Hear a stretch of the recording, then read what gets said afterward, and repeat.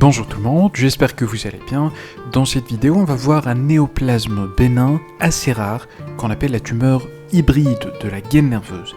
Il s'agit d'un néoplasme qui est bénin associant au moins deux tumeurs nerveuses bénignes. L'association la plus fréquemment décrite est celle entre le schwannum et le périnorium. Il y a possibilité également d'avoir d'autres associations et l'ensemble des tumeurs qui peuvent être associées comprend le schwannum, le périnorium. On a aussi la tumeur à cellules granuleuses ainsi que le neurofibrome. Dans cette vidéo, on va voir surtout le type le plus fréquent, ça veut dire la tumeur hybride par association de schwannum et de périnorium. On va voir également la contribution de l'immunohistochimie afin de poser ce diagnostic assez rare.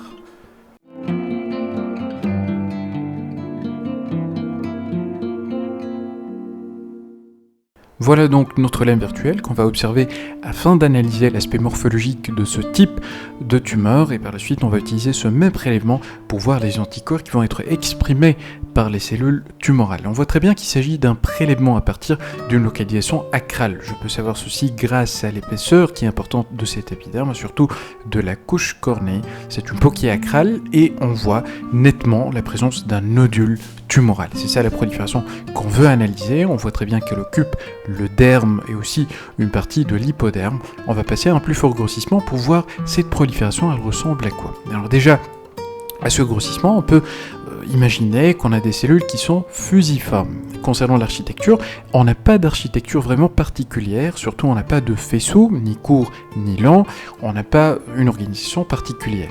Alors si on passe à un plus fort grossissement, je confirme la présence ou bien plutôt l'absence de cette organisation particulière, on voit très bien qu'on a des cellules qui sont arrangées de façon un peu aléatoire. C'est ce qu'on va appeler une architecture en nappe, mais en regardant bien notre prélèvement, en regardant des structures surtout normales qui existaient avant l'apparition de la prolifération, notamment à ce niveau. Regardez très bien, on a au centre la présence d'une structure canalaire. Ça pourrait rappeler un peu l'aspect d'un vaisseau, mais en regardant bien le revêtement épithélial, on va trouver qu'on n'a pas de cellules endothéliales, mais plutôt une double assise de cellules. Il s'agit d'un canal sudorifère, et on voit très bien l'élément que je voulais vous montrer, cet arrangement bien particulier, cet enroulement de cellules fusiformes. C'est ça ce qu'on appelle un enroulement.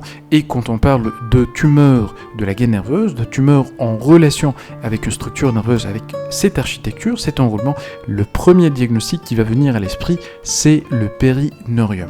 Alors si je me balade un peu, voilà, je vais retrouver de nouveau cette disposition au hasard des cellules. Je vais chercher d'autres structures qui sont normales afin de voir si on a de nouveau la présence de cet enroulement. Regardez par exemple à ce niveau, on a des structures qui sont éosinophiles, un peu augmentées en matière de calibre. Il s'agit de fibres de collagène un peu épaissies et qui sont entourées par ce même aspect d'enroulement de cellules tumorales. Je vais passer un plus fort grossissement et on voit ici l'enroulement de cellules tumorales autour de ces fibres de collagène. Donc toujours enroulement, tumeur de nature un peu nerveuse, on va penser à un périnorium. On va confirmer bien sûr la nature périnoriale des cellules en prolifération grâce à l'étude immunohistochimique.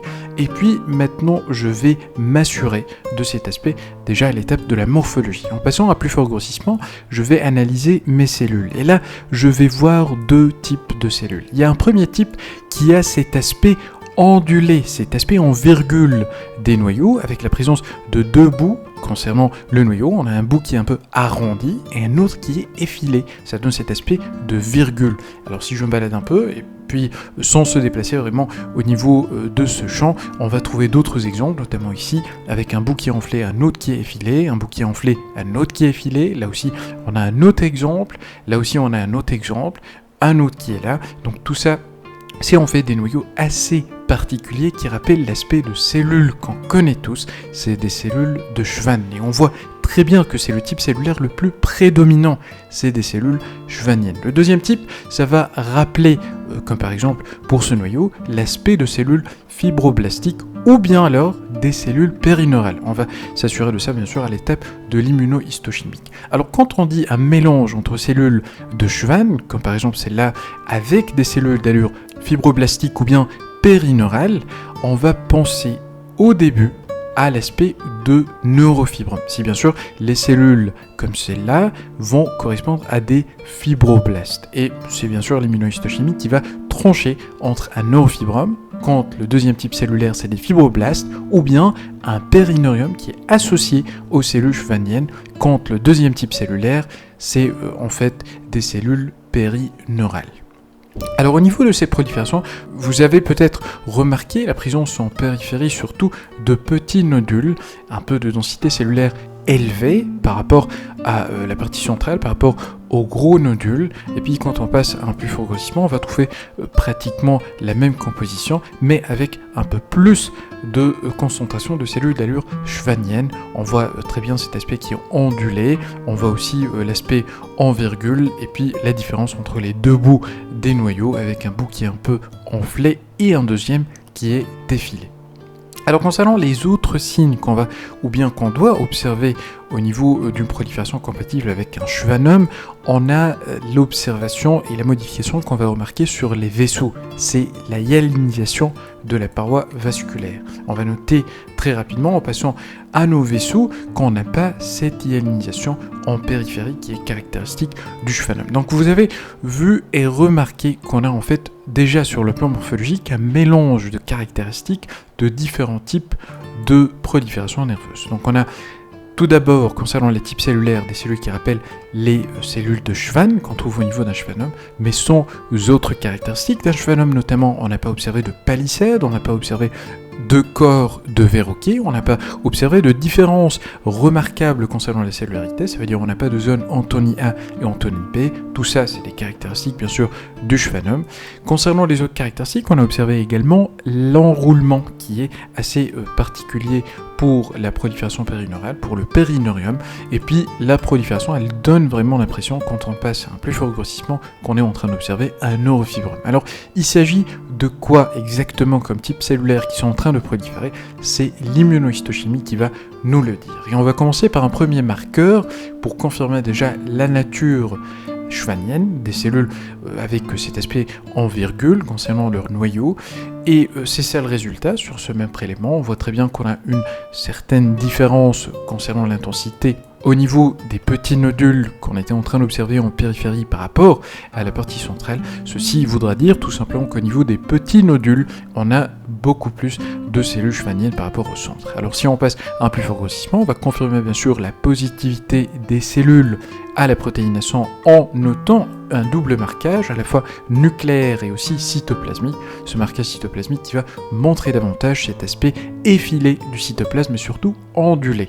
Alors si on passe à la partie centrale, là aussi on va trouver des cellules de Schwann, bien sûr par le marquage positif à la fois nucléaire, comme ce qu'on est en train d'observer sur ces deux structures par exemple, et puis le marquage cytoplasmique sur les différents prolongements cytoplasmiques. Donc on a bel et bien une partie, une composante au moins qui est de nature schwannienne. En observant bien la prolifération, on va noter aussi la présence d'une deuxième composante qui, elle, n'est pas marquée avec des noyaux, qui restent toujours avec la coloration à l'hématoxynie. Ça veut dire qu'ils vont paraître toujours en couleur bleue. Et même à côté des structures nucléaires, ça veut dire leur cytoplasme, ils ne montrent pas de marquage par la protéination. Alors c'est quoi cette deuxième composante? Et là, ça va être décisif de répondre à ces questions pour savoir s'agit-il de cellules fibroblastiques, et donc on est ici en train d'observer un neurofibrome, ou bien s'agit-il d'une composante périneurale?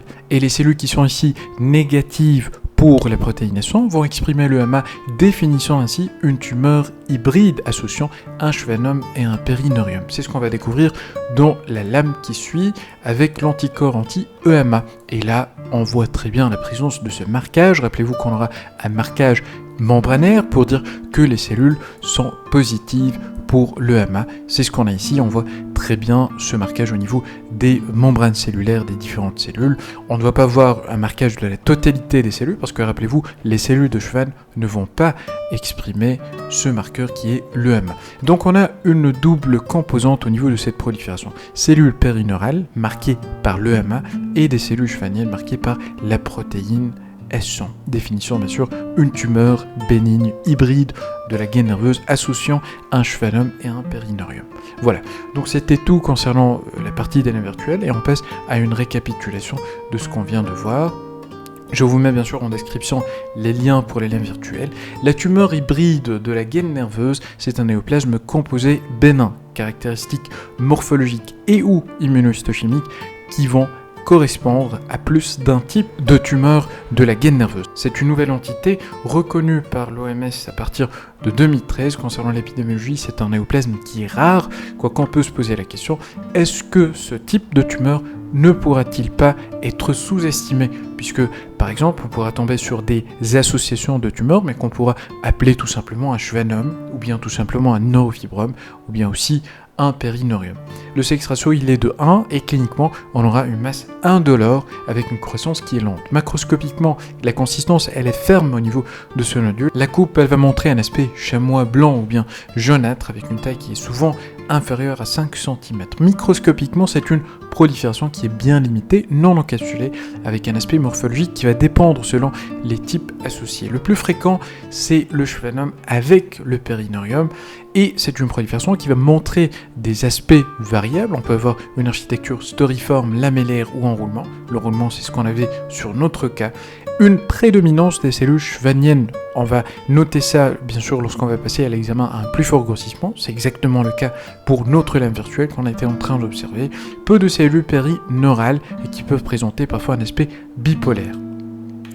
Concernant les vaisseaux, ils vont pas être hyalinusés ou bien rarement. On n'a pas généralement de corps de Verrochet, même si on a une composante schwannienne. Et puis, puisqu'on parle d'une composante schwannienne, on peut avoir des atypies dégénératives qui peuvent être parfois visibles.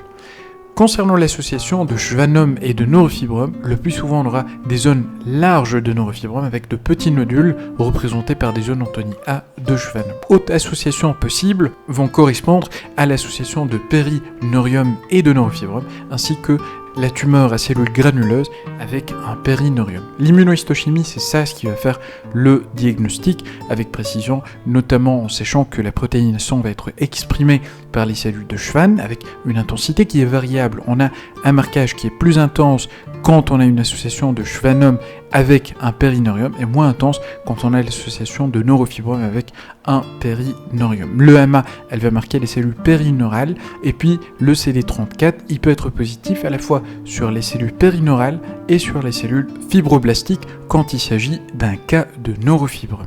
J'arrive à la fin de cette vidéo, j'espère que ça a été utile et on se dit à très bientôt.